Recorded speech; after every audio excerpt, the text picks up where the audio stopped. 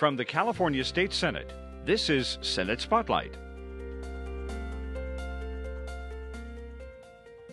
Hello, everyone, and welcome to this edition of Senate Spotlight, where we discuss legislative policy and other priorities, other issues with members of the California State Senate. From the state capitol here in Sacramento, I'm Brian Green, and our guest this time around is State Senator Mark Leno from the 11th Senate District, representing San Francisco and some of the other surrounding hamlets, and also is the chair of the Senate Budget Committee, which I know has been a nice, quiet type of position over the last few years. Welcome, Senator. We're glad to have you with us. My first time on Senate Spotlight. Thank you for having me. Yes, thank you. Yes. Well, we're very glad to have you with us.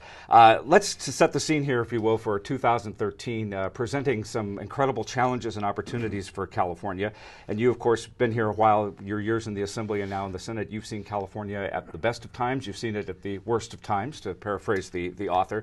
Give us some perspective on going into 2013 for California, for the legislature, and the people you represent.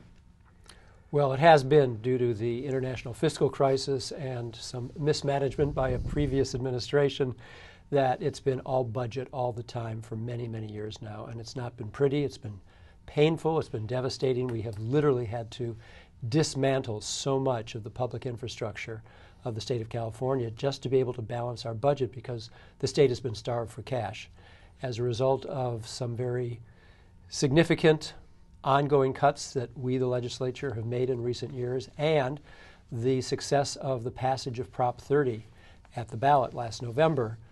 We have a balanced budget this year for the first time. And just to give you a little perspective, in 2009-10, the worst of the worst, we had about a $59 billion deficit.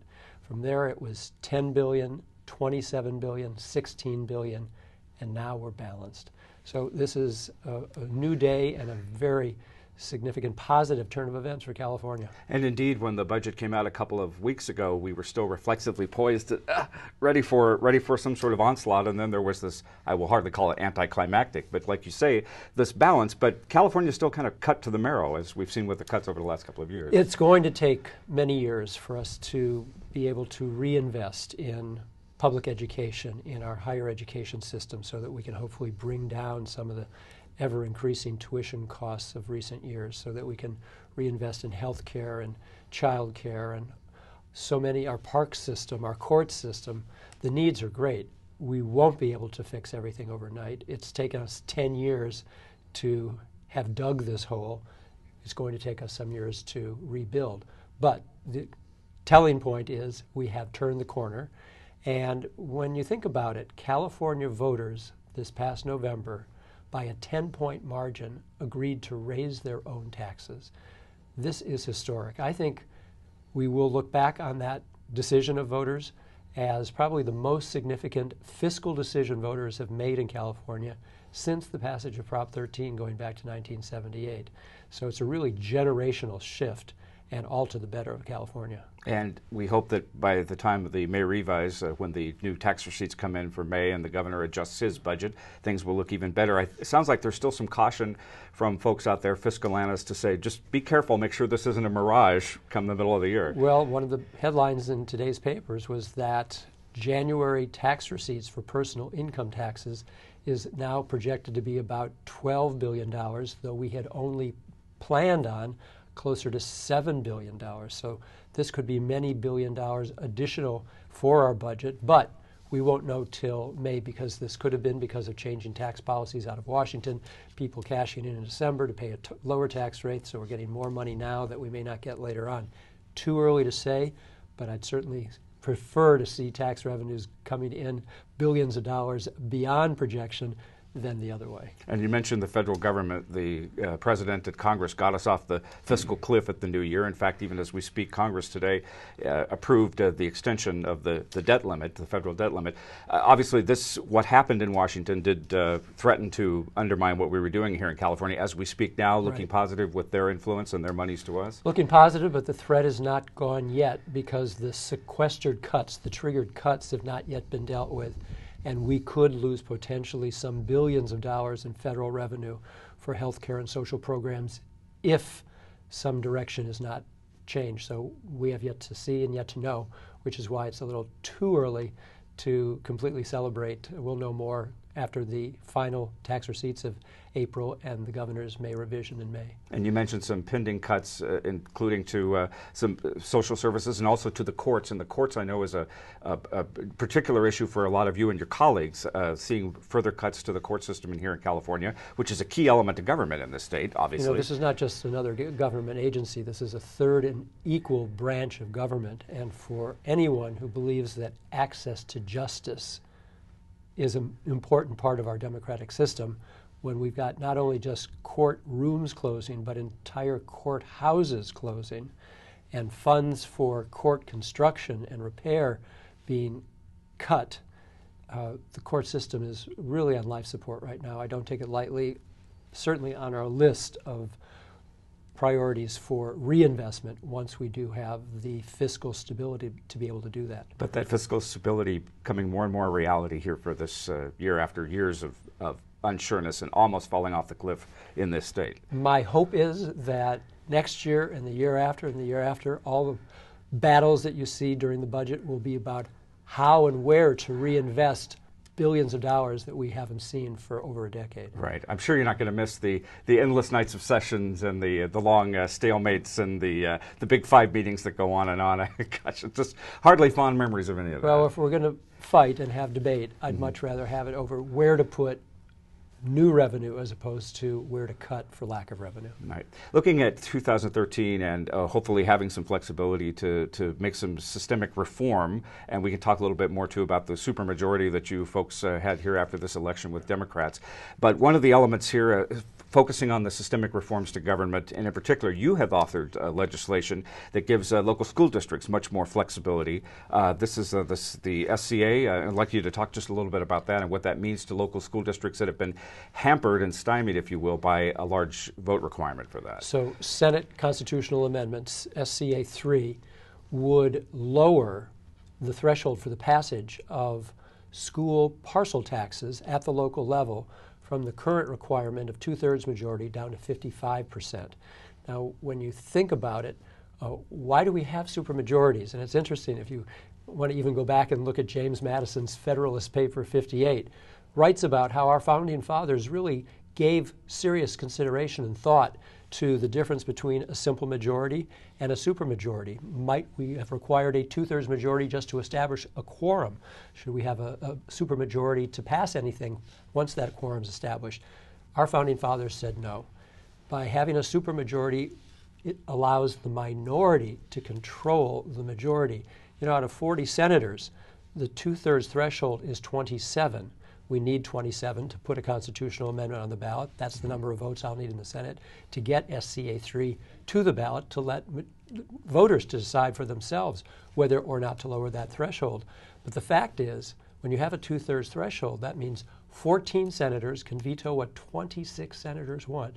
14 have more power than 26. You know, I tell fifth graders about this and they say, not possible. That's not democracy. They know. Right. Democracy is let the majority rule. So the question is, why would we hold on to a 2/3 threshold to pass a school parcel tax? It means that it's hard enough. It's going to be even harder.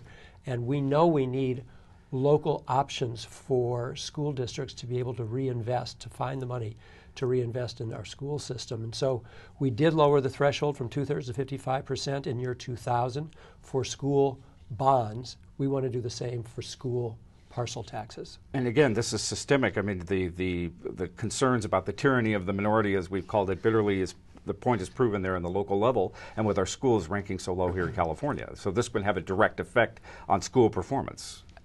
You get what you pay for, and right now we rank among the lowest states in the entire country in per pupil spending. New York State's close to about 15,000 per pupil. California's closer to about 8,000. So how do you compete?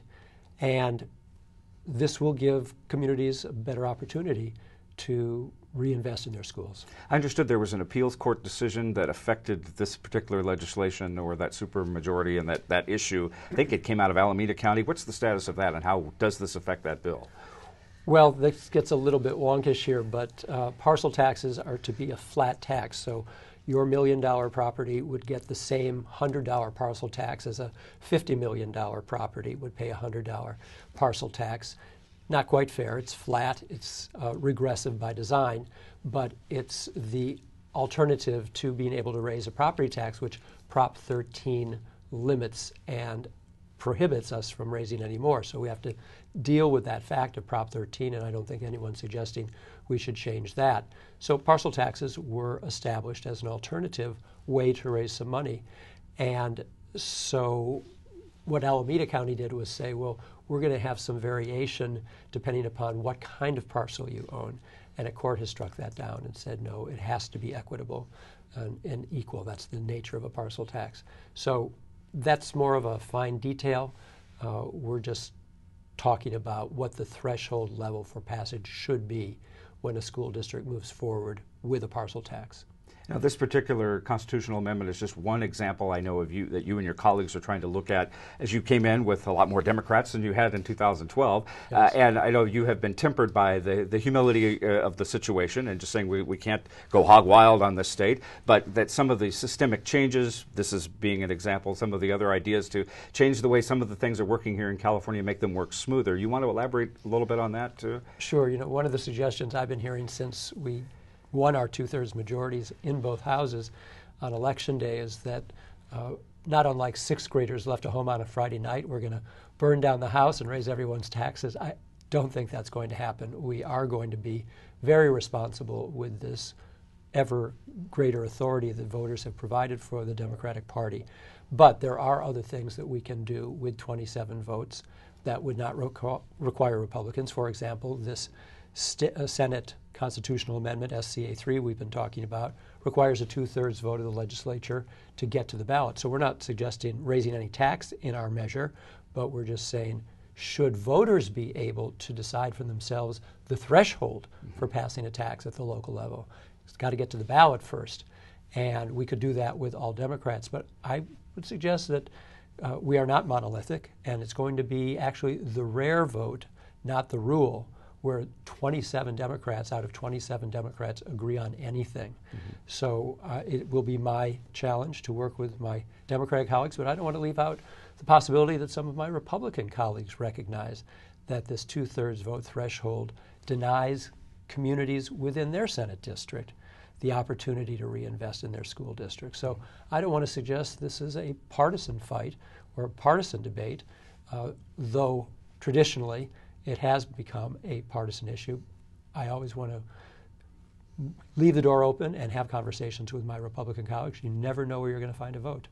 Well, speaking of votes, you were pretty successful in 2012 with your legislative package. A lot of highlights. We could spend a half hour going through all of these, but we'll just touch on a couple. In particular, there was the Homeowners Bill of Rights, and you had SB 900, which was a key element of that. Talk about that very quick. This is an issue that I and my office had been working on for about 4 years through the worst of the foreclosure crisis here in California. We heard so many horror stories of homeowners who were forethoughtful in realizing that since they were a 2-income family and one had lost his or her job, they weren't going to be able to keep up with their mortgage payments. They went to their bank, we need loan modification.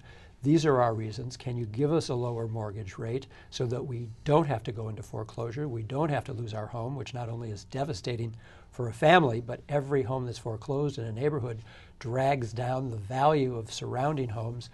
Communities suffer, neighborhoods suffer. Finally, the state suffers because we've got a lower tax base for collecting our property taxes because valuations fall.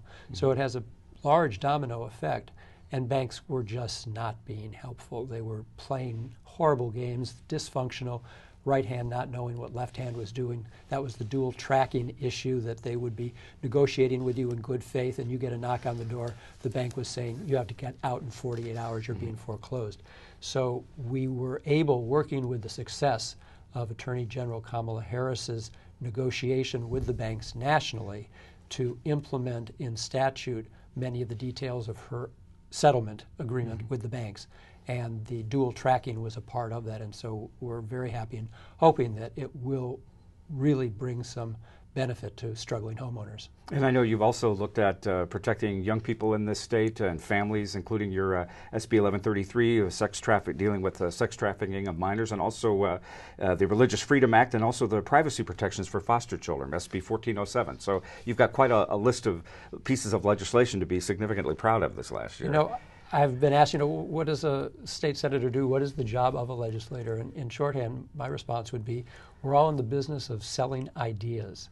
Literally, whoever can come up with a good idea, and oftentimes they're brought to our offices, constituent groups or constituents bring us ideas. Sometimes we think them up ourselves, put it into legal form, and then sell it to a majority of colleagues, and subsequently to the mayor or to the governor or the president, depending upon level of government. That idea becomes law.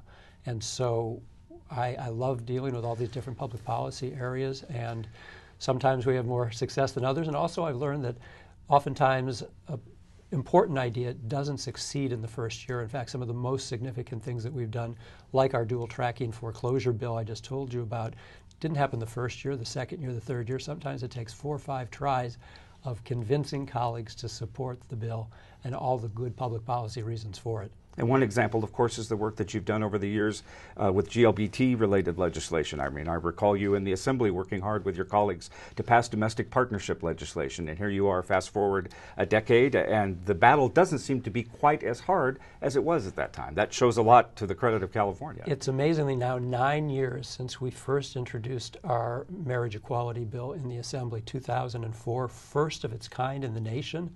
Now we have, approaching 10 states in the country that have equal marriage rights. The President of the United States has fully embraced equal marriage rights and got reelected by millions of Americans. That was significant. Yes. And so, yes, public opinion has moved significantly on the issue. We're still in court at the Supreme Court now dealing with the constitutionality of Proposition 8, but we will have equal marriage rights in California very soon. But as I mentioned, it takes years and years sometimes of building the public support, either to help justices give a clear reading of the Constitution in today's terms, and also to get legislators to realize that there is public support to support these kinds of issues in the legislature. Great. Well, thank you for all of the hard work you've done. Thank you for sharing your ideas that become law, and we appreciate you taking the time to be with us today. Thank you, Brian. Senate Spotlight. Thank you, sir. You bet. State Senator Mark Leno, he is, of course, the chair of the Senate Budget Committee, and that wraps up this edition of Senate Spotlight, and we invite you to join us next time around when we will discuss important legislative issues and policy with the newsmakers and newsbreakers of the California State Senate. From the state capitol in Sacramento, I'm Brian Green. Thanks for watching.